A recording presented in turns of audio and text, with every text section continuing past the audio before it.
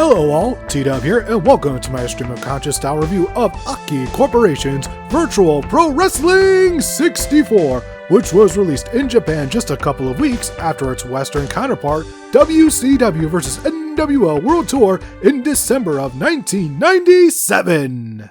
First off, the gameplay somehow after nearly 30 years still holds up pretty well, albeit this could just be my nostalgia goggles making things hazy, but I stand by my statements. You move around with the D-pad, grapple with the A button, perform strikes with B, taunt with the control stick, and pin with C down. Once you build up enough momentum, you'll automatically enter Special Mode, which will allow you to perform special moves, which are extremely underpowered compared to pretty much every other entry in this series.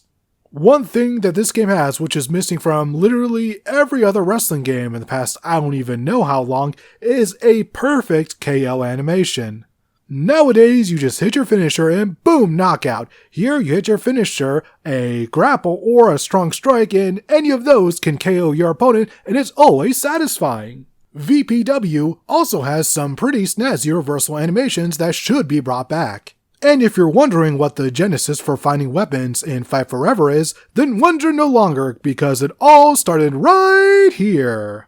As for match types, there's singles, tag, handicap, and 4-way elimination. Pretty basic, but like 90% of the matches I play in games are regular rules singles matches, so not having too many gimmicks never really bothers me. I will say this, a 4-way match with bumped up difficulty can feel incredibly epic, and it most definitely felt like a championship victory. And speaking of things being of a championship quality, the roster! It features most of the world tours alongside a bunch of non-licensed wrestlers from Japan. There's something really cool about a game that features Sting, Kevin Nash, Rey Mysterio Jr., and Grand Naniwa. And on top of that, unlike its English counterpart, VPW features a wrestler edit mode where you can change the name and appearance of anyone on the roster. It's pretty basic and limited, but revolutionary for its time, which you can say about pretty much everything in this game, really. The main single-player mode is called Champion Road, which is the most Japanese wrestling name for anything ever.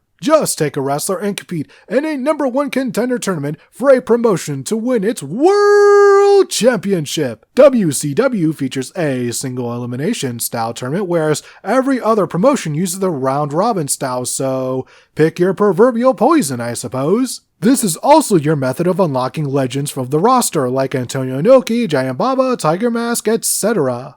One question though, how in the fuck is Hayabusa a junior heavyweight? He's literally listed as over 100 kilograms. What's the limit here? You know what, fuck it, I'm gonna use him and win the title. And I won the title in the most respectable way possible, via countout. Now, speaking of limited, the venues. They're all basically the same, but with a different coat of paint depending on the promotion that you choose. It does give the ring its own identity, and it shows how much can be done with so little, so there is that. Also, somewhere along the way I unlocked this black and white arena. I can't remember how, but it's here, and it looks rather snazzy.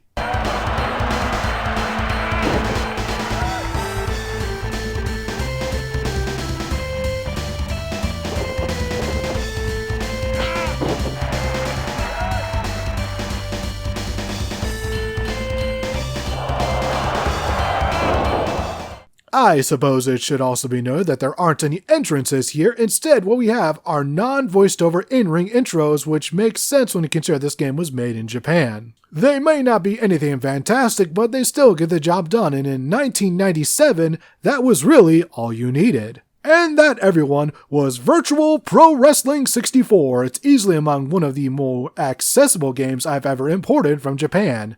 I may know some spoken Japanese, but I can't read a lick of it, so the fact that I can just play this with very little problems should speak on its accessibility. So if you have the means to play it, I'd say do it, but just know this game was released in 97, so don't expect any pomp and circumstance like in modern games. And I still can't say enough about how AKI literally changed the game. Seriously, play any wrestling game not played Fire Pro pre-97 and chances are, it sucks.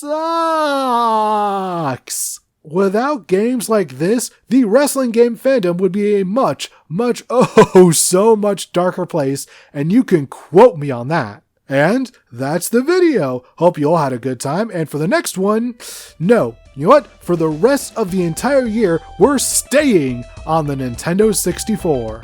Who needs modern graphics when you have some of the most perfect pick-up-and-play games of all time, including our next subject?